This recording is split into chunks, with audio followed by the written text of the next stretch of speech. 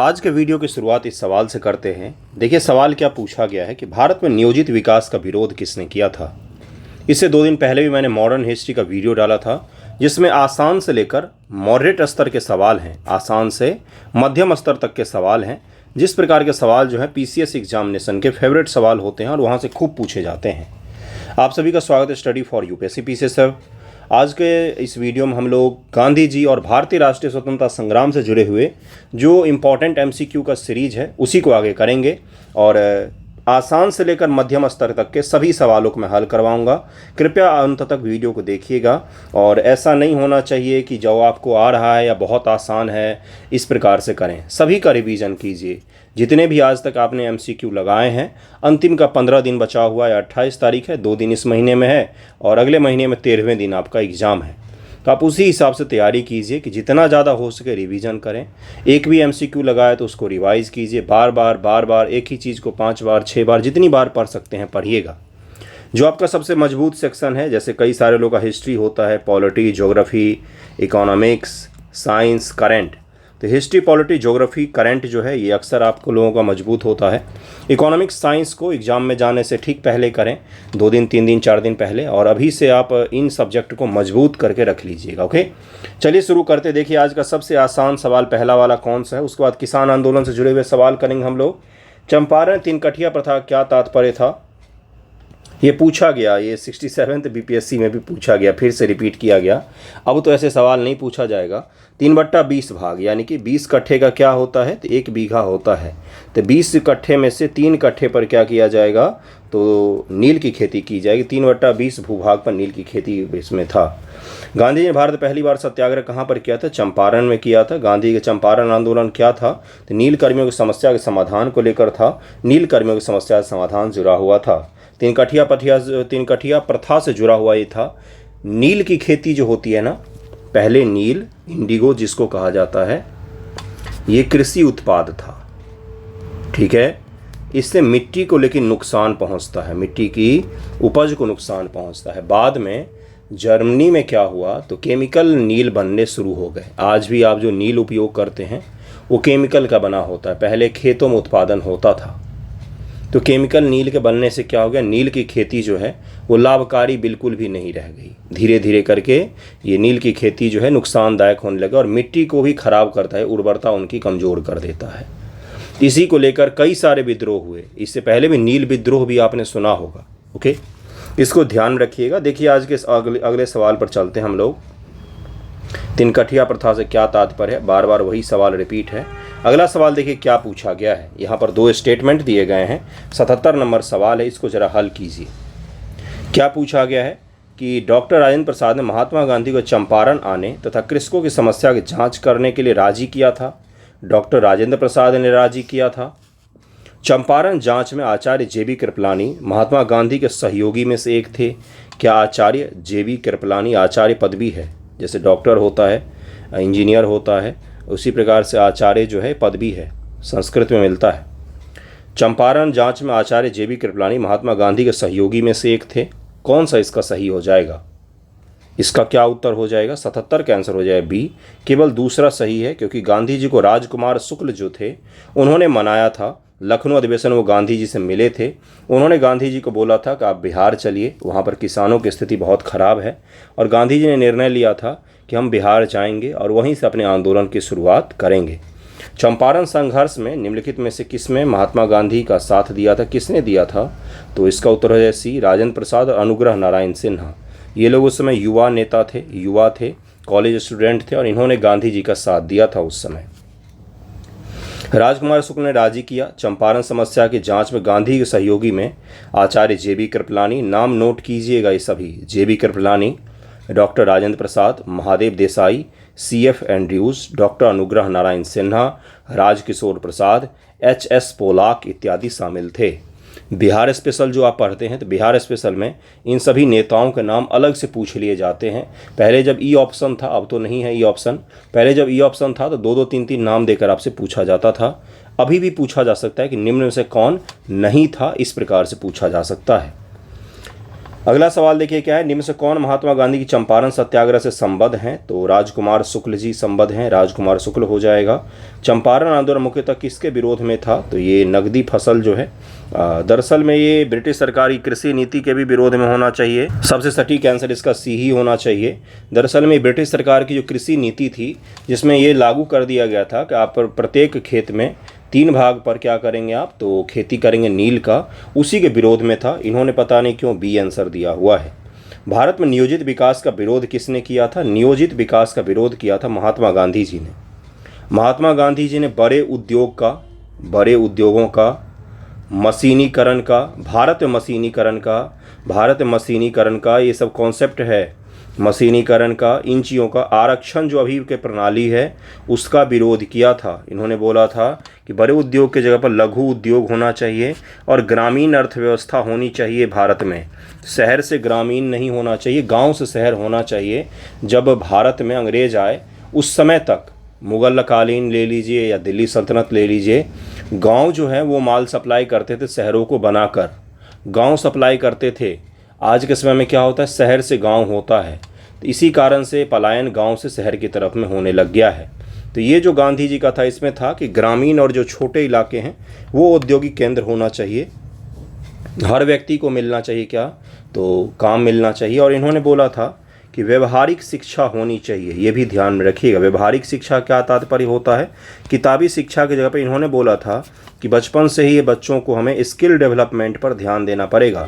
बच्चों के skill development पर हमें ध्यान देना पड़ेगा, ताकि उनकी जिस चीज़ में रुचि है, अगर वो मिट्टी के बर्तन बनाकर बेचना चाहते हैं तो उसी में वो महारत हासिल करें, उसी में वो आगे बढ़ें। ठीक है, वो उनका था कि कुटीर और ग्रामीण उद्योग के समर्थक थे। वो बड़े उद्योग और प्लानिंग कमीशन, इन सब चीज़ों का काफ़ी बड़े विरोधी थे हुए। चंपारण आंदोलन से कौन संबंधित नहीं था? तो जयप्रकाश नारायण उस समय संबंधित नहीं थे। इनमें से जयप्रकाश नारायण संबंधित नहीं थे, राजेंद्र प्रसाद, अनुग्रह नारायण सिन्हा और जे बी कृपलानी। 2 मिनट पहले ही मैंने आपको बताया कि इस प्रकार से पूछ सकता है कौन संबंधित नहीं था। वही सवाल यहाँ पर पूछा गया है, 1997 ईस्वी में पूछा गया था। चंपारण कृषि जांच समिति के सदस्य निम्न से कौन नहीं था? फिर से वही सवाल पूछा गया है। जांच समिति का सदस्य कौन नहीं था? अनुग्रह नारायण सिन्हा जी नहीं थे, बाकी FG सलाई, DJ रीड और महात्मा गांधी, ये तीनों सदस्य थे। देखिए कौन कौन है। DJ read, Mahatma Gandhi, LC आदमी और राजा हरिप्रसाद अदामी नाम है इनका, LC अदामी, नारायण सिंह, राजा हरिप्रसाद नारायण सिंह, जी रैनी, जबकि MES टैनर सचिव थे इसके। ओके, दक्षिण अफ्रीका से लौटने के पश्चात गांधी जी ने प्रथम सत्याग्रह आरंभ किया था कहाँ पर? तो चंपारण में किया था। पहला इसको सिविल डिसोबीडिएंट माना जाता है, तो ये भी ध्यान रखिएगा। महात्मा गांधी ने सर्वप्रथम किस आंदोलन में भाग लिया था? तो इन्होंने चंपारण में भाग लिया था। निम्नलिखित स्थानों से कहाँ महात्मा गांधी ने भारत में सर्वप्रथम सत्याग्रह किया था? एक ही क्वेश्चन बार बार रिपीट हो रहा है, एक ही सवाल बार बार रिपीट हो रहा है। ये भी सवाल बार बार वही चीज़ है, राजकुमार शुक्ल जी से जुड़ा हुआ है। अगला सवाल जरा हल कीजिए। निम्नलिखित कथनों से कौन चंपारण सत्याग्रह संबंध में सही नहीं है? यह किसानों से जुड़ा हुआ था, इसे तिनकठिया प्रथा के विरुद्ध संचालित किया गया था। डॉक्टर राजेंद्र प्रसाद तथा JB कृपलानी ने इसमें MK गांधी के सहयोग दिया था। यह प्रथम आंदोलन था जिसे MK गांधी ने संपूर्ण भारत के स्तर पर आरंभ किया था। कौन सा इसका गलत हो जाएगा? कौन सा गलत हो जाएगा? तो संपूर्ण भारत के स्तर पर इसको आंदोलन को प्रारंभ नहीं किया गया था, ये बिहार के प्रदेशों तक सीमित था। इसका महत्व तो बहुत बड़ा था। महत्व इसलिए बड़ा था क्योंकि इससे पहले भारत के इतिहास में भी किसी ने भी, इंक्लूडिंग कांग्रेस ने भी, लोकल लोगों के मुद्दे को लेकर बड़ा आंदोलन नहीं किया था। पहली बार गरीब किसानों के मुद्दे को लेकर कांग्रेस आंदोलन करने जा रही थी। आंदोलन जो है वो ग्रामीण भारत तक प्रवेश कर रहा था, ये इसकी खासियत थी। ठीक है, चंपारण नील आंदोलन के राष्ट्रीय नेता कौन है? तो महात्मा गांधी ही हैं। अगला किसान आंदोलन, किसान सभा पर चलेंगे। उससे पहले एक सवाल और है जो काफ़ी अच्छा है, वो है कि महात्मा गांधी की चंपारण सत्याग्रह किसने विरोध किया था? ये आज तक आपने सोचा है? NG रंगा इनका नाम है, इन्होंने विरोध किया था। NG रंगा ने महात्मा गांधी चंपारण सत्याग्रह विरोध किया, जबकि रविन्द्रनाथ टैगोर ने चंपारण सत्याग्रह के दौरान ही इन्हें महात्मा की उपाधि दी थी। NG रंगा हैं, इन्होंने विरोध किया था। बाद में ये हमारे संविधान सभा के सदस्य भी बनते हैं। NG रंगा हमारे संविधान सभा के सदस्य भी बनते हैं। इनके जो भाषण हैं अलग अलग चीज़ों को लेकर, वो पढ़ना चाहिए आपको। अगला सवाल देखिए क्या है। आईएएस का सवाल है, खेरा के किसानों के पक्ष में महात्मा गांधी के सत्याग्रह संगठित करने का क्या कारण था? अकाल पड़ने के बावजूद प्रशासन ने भू राजस्व की उगाही स्थगित नहीं की थी। खेरा सत्याग्रह के बारे में पूछा जा रहा है आपसे। प्रशासन का यह प्रस्ताव था कि गुजरात में अस्थायी बंदोबस्त लागू कर दिया जाए। कौन सा इसका सही हो जाएगा, कौन सा सही होगा? खेरा आंदोलन तो आपने पढ़ा होगा, अहमदाबाद मिल हड़ताल भी पढ़ा होगा। बताइए इसका उत्तर क्या हो जाएगा? 92 का आंसर हो जाएगा ए। केवल पहला यहाँ पर सही है, दूसरा यहाँ पर गलत दिया हुआ है।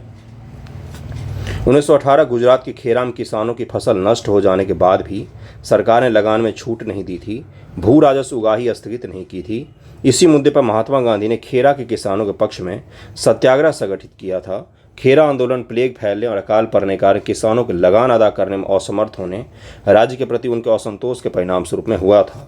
इसमें प्लेग का बड़ा योगदान था, ये ध्यान में जरूर रखिएगा। प्लेग का बहुत बड़ा योगदान था इसमें।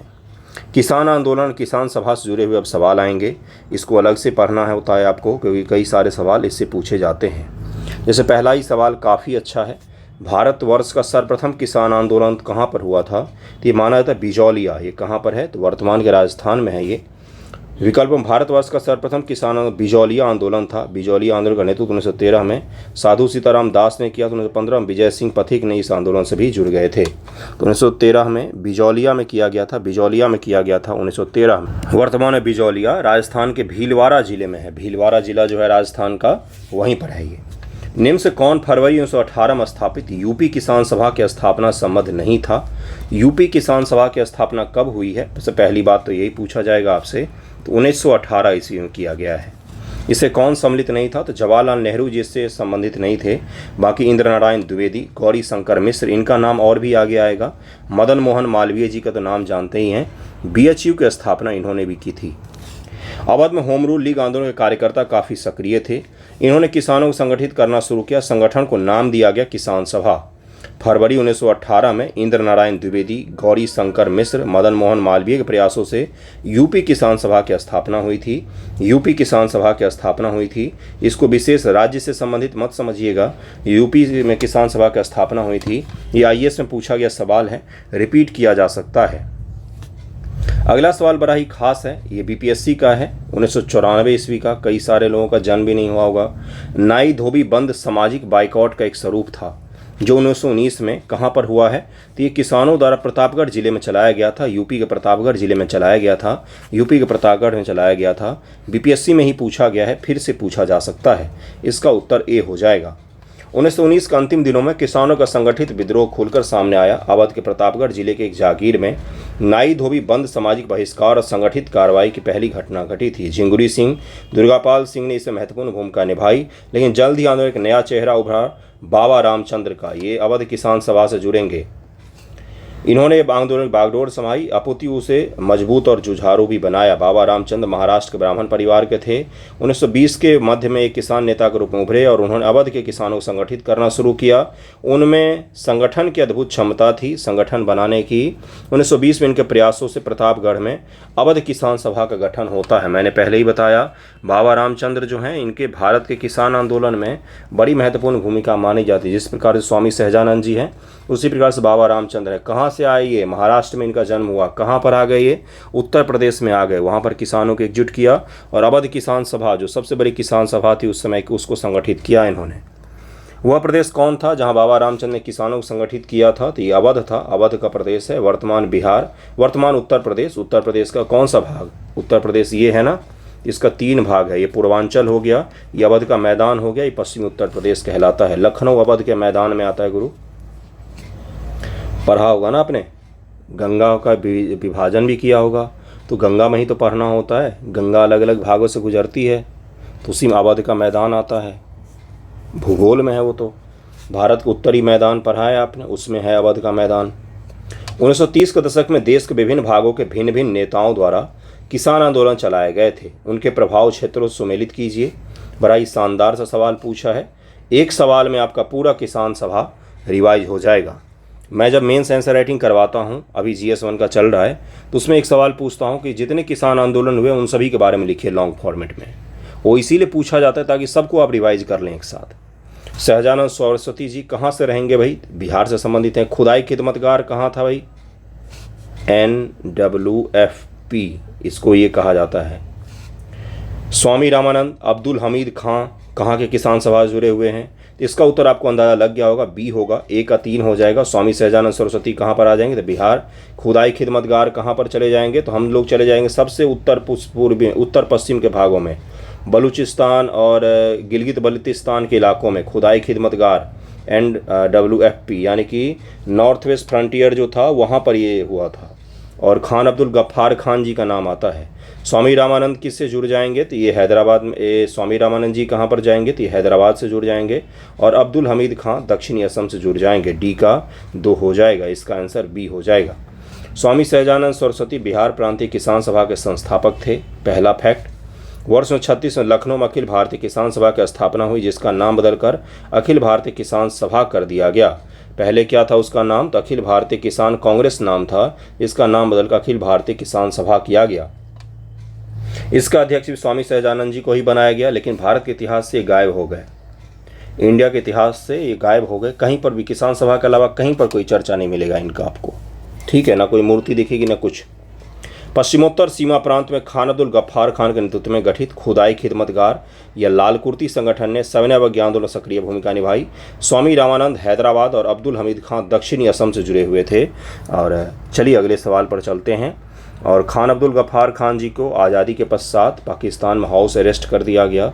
उनको वहाँ पर निकलने से भी रोक दिया गया, क्योंकि वो उनको देशद्रोही मानते थे, क्योंकि वो पाकिस्तान बनाने के खिलाफ थे।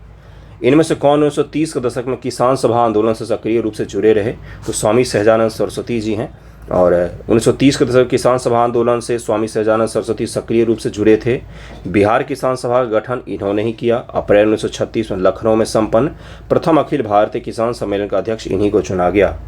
अवध के एक आंदोलन का उद्देश्य क्या था? इसका उद्देश्य था लगान का नकद में परिवर्तन करवाना, यही इसका उद्देश्य था। इसका उत्तर डी हो जाएगा।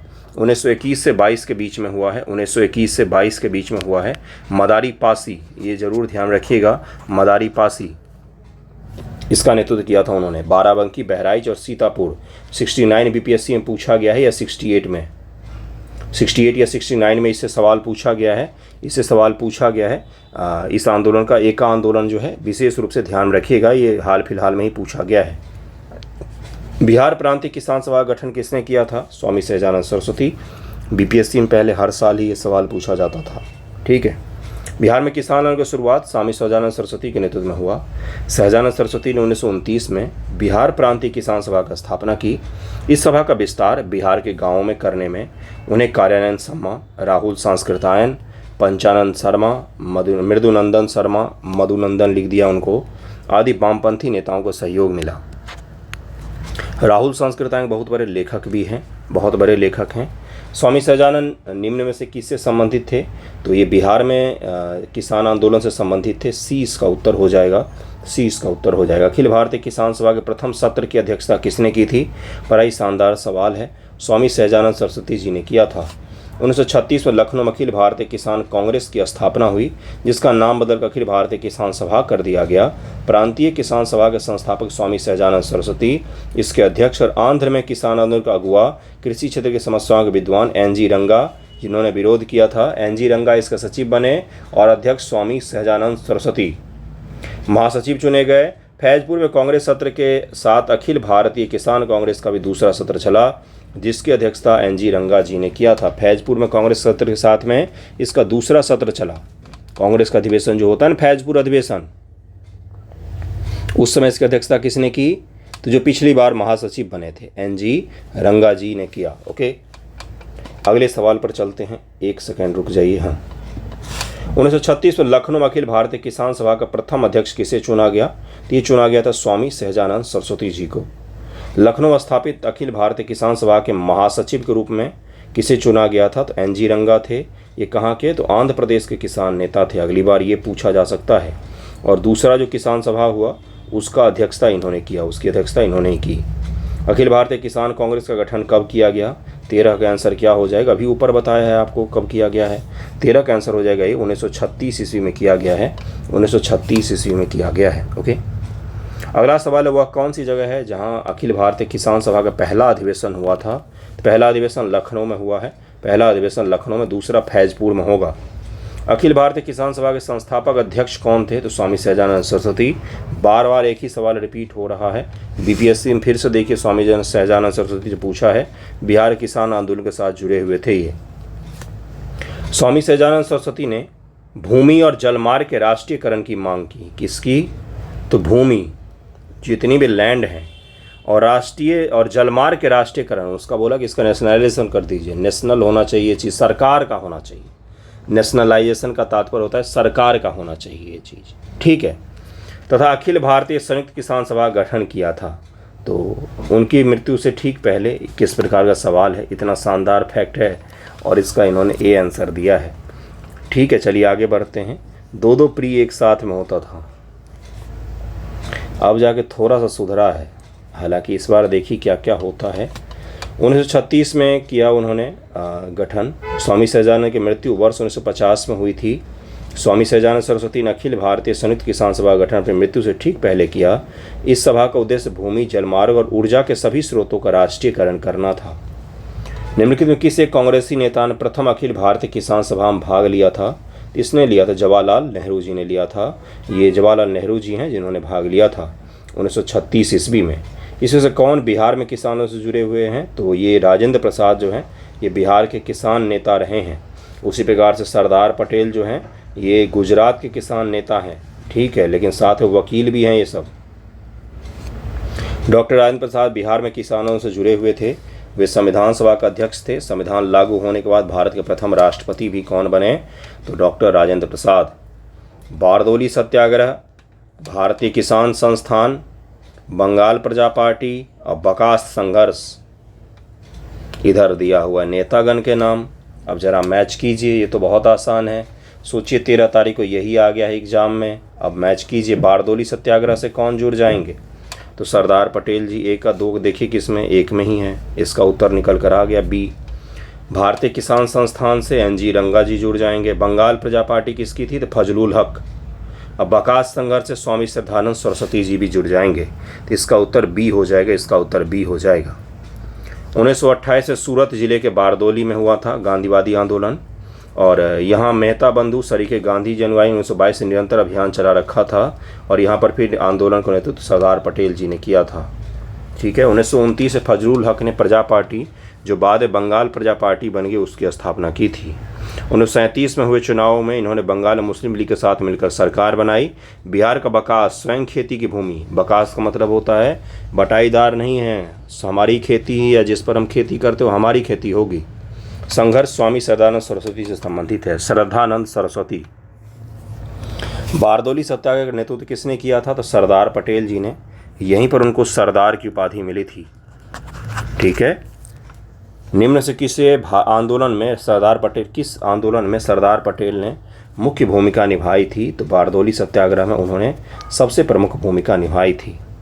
वल्लभ भाई पटेल को सरदार की उपाधि किसने दी थी? तो महात्मा गांधी जी ने। वल्लभ भाई पटेल के नेतृत्व में बारदोली का सफल किसान आंदोलन संपन्न हुआ। बारदोली सत्याग्रह के समय ही यहाँ के महिलाओं की ओर से गांधी जी ने, वहाँ के महिलाओं ने दिया, तो गांधी जी ने उनको फिर उपाधि प्रदान की सरदार की। किसने? महिलाओं ने बोला गांधी जी को कि आप इनको उपमा दीजिए सरदार की, तो गांधी जी ने प्रदान की थी। ये कॉम्प्लेक्स हो सकता है ये सवाल, क्योंकि हम तो यही पढ़ते हैं कि महिलाओं ने दिया, महिलाओं ने गांधी जी के थ्रू दिलवाया उनको सरदार की उपाधि। महात्मा गांधी ने वल्लभ भाई पटेल को सरदार की उपाधि उनकी बड़ी संगठन क्षमता का कारण किस आंदोलन में दिया था? तो बारदोली सत्याग्रह में दिया था। बंगाल के तिभागा किसान आंदोलन की क्या मांग थी? ये आज़ादी के ठीक पहले हुआ है, आज़ादी के ठीक पहले हुआ है ये आंदोलन। क्या मांग थी इसकी? तो इसका उत्तर क्या हो जाएगा? जमींदारों की हिस्सेदारी की फसल के आधे भाग से कम करके 1/3 करना। कोई जमींदार है और उस पर कोई किसान खेती कर रहा है, तो पहले वो 1/2 ले लेता था, यानी कि आधा, उसी को 1/3 करने के लिए आंदोलन किया गया था सितंबर 1946 में। इसलिए मैंने क्या बोला कि भारत का आज़ाद होने से ठीक पहले यही सबसे बड़ा आंदोलन में से एक है ना। भूदान आंदोलन का सर्वप्रथम प्रारंभ किस राज्य में हुआ था? तो ये आंध्र प्रदेश में हुआ था, आचार्य विनोबा भावे द्वारा। भूदान आंदोलन का आरंभ 18 अप्रैल 1951 को तात्कालिक आंध्र प्रदेश के तेलंगाना क्षेत्र में पोचमपल्ली गांव से किया गया। भूदान आंदोलन भूमि सुधार करने, कृषि में संस्थागत परिवर्तन लाने की कोशिश थी। गांधीवादी रचनात्मक कार्यकर्ता आचार्य विनोबा भावे 1950 के दशक के आरंभ में इस आंदोलन के लिए उन्होंने प्रयास करना शुरू किया था। भूदान का मतलब था कि लोग स्वयं, इसमें वॉलंटरी था कि आप खुद के प्रयास से क्या करें, आगे आएं और आपके पास अगर ज़्यादा ज़मीन है तो भूदान करें, उन लोगों को दो जिनके पास में ज़मीन नहीं है। ज़मीन उस समय भी सबसे ज़्यादा मायने रखता था, आज भी मायने रखता है। देखिए अगला क्या है, 1953 में भूदान आंदोलन से जुड़ गए। 1955 के अंत तक भूदान आंदोलन का नया रूप धारण कर लिया। जयप्रकाश नारायण भी जुड़े और वह था ग्रामदान का। ग्रामदान आंदोलन की शुरुआत उड़ीसा में हुई और वहाँ यह सफल रहा था। ग्रामदान उड़ीसा से जुड़ा हुआ है। जयप्रकाश नारायण भी इससे जुड़ गए। जयप्रकाश नारायण जी पार्टी विहीन सरकार की बात करते थे, ऐसा लोकतंत्र जिसमें कोई पार्टी ना हो। जयप्रकाश नारायण जी का जो उनका सोचना है वो मैंने आपको बताया है। उनका जो फिलॉसफी एक तरह से कहते हैं ना, वही है, पॉलिटिकल फिलॉसफी है। आचार्य विनोबा भावे के भूदान आंदोलन का प्रारंभ में निम्नलिखित स्थानों से कौन सा एक उससे संबद्ध है? उदयगिरी, रायपुर, पोचमपल्ली। तो पोचमपल्ली है, वर्तमान के तेलंगाना में स्थित है ये। भूदान आंदोलन की शुरुआत कहाँ से हुई थी? तो आंध्र प्रदेश राज्य से हुई थी। किसने प्रारंभ किया था? तो विनोबा भावे, आचार्य विनोबा भावे, आचार्य इनकी उपाधि है, उन्होंने ही शुरू किया था। 1940 से प्रारंभ व्यक्तिगत सत्याग्रह के दौरान चुने गए प्रथम सत्याग्रही भी कौन थे? तो यही थे। और दूसरे कौन थे? तो जवाहरलाल नेहरू। तीसरे कौन थे? ये बीपीएससी ने पूछा है, आप मुझे बताइएगा कि तीसरे कौन थे सत्याग्रही। अगला जो ट्रेड यूनियन और साम्यवादी दल है, इसको नेक्स्ट वीडियो में हम लोग कर लेंगे और इसको फिर एंड कर लेंगे हम लोग। Okay, thank you so much आप सभी का वीडियो देखने के लिए।